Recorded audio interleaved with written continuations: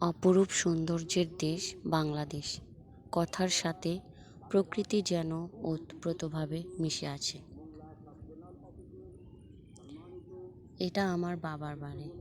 সেই 4 বছর আগে ফরিদপুরের বাসিন্দা হয়ে গেলাম এই মোংলাকে ছেড়ে। আমার এটা খুব প্রিয় একটা জায়গা।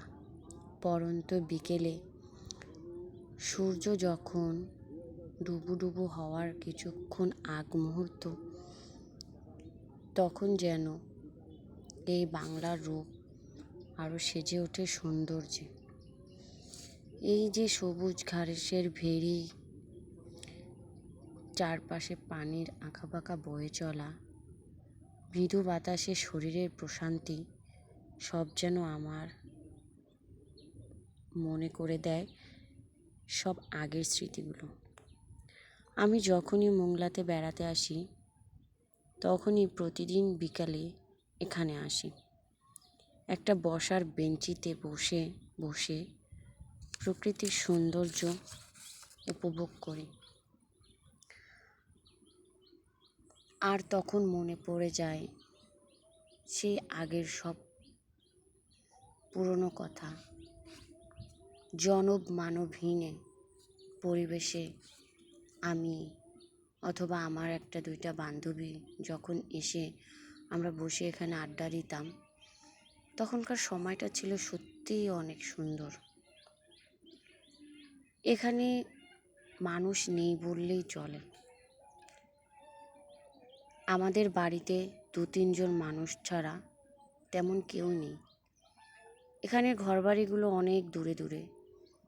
মাঝে মাঝে হয়তো কেউ আসে কিছুক্ষণের জন্য, আবার আমরাও মাঝে মাঝে যাই বেড়াতে বা ঘুরতে, কী অবস্থায় আছে, তারা কেমন আছে। এছাড়া মানুষের সংখ্যা খুবই কম। কিন্তু আমার ফরিদপুরে আমি অনেক মানুষ পেয়েছি, যেখানে পাশাপাশি ঘর, অনেক মানুষ, অনেক ছোট ছোট ভাই বোন, কাকি কাকা এবং আমার দেওর ননদের অভাব নেই। কিন্তু এই যে আমার বাবার বাড়ি, এখানে আছে এই যে সবুজ ঘাসের ভেড়ি, চারপাশে পানির সমারোহ, একটা আধা পাকা ঘর, আব্বু আম্মু ভাইয়া,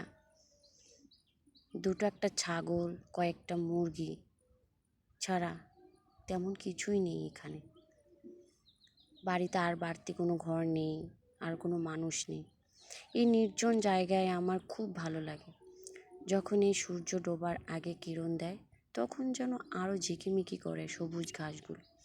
আর এই যে ভেড়িতে আমার আব্বু লাউ চাষ করেছে, লাউও ধরেছে 2-3টা। আমার আব্বু সবজি চাষ করে গাছ লাগিয়ে অনেক আনন্দ পায়। যেখানে একটু জায়গা পায়, সময় পেলেই সেখানে এই চাষগুলো করে। আমার মনে হয় যে সে এটাতে খুবই আনন্দ পায়। ধন্যবাদ সবাইকে।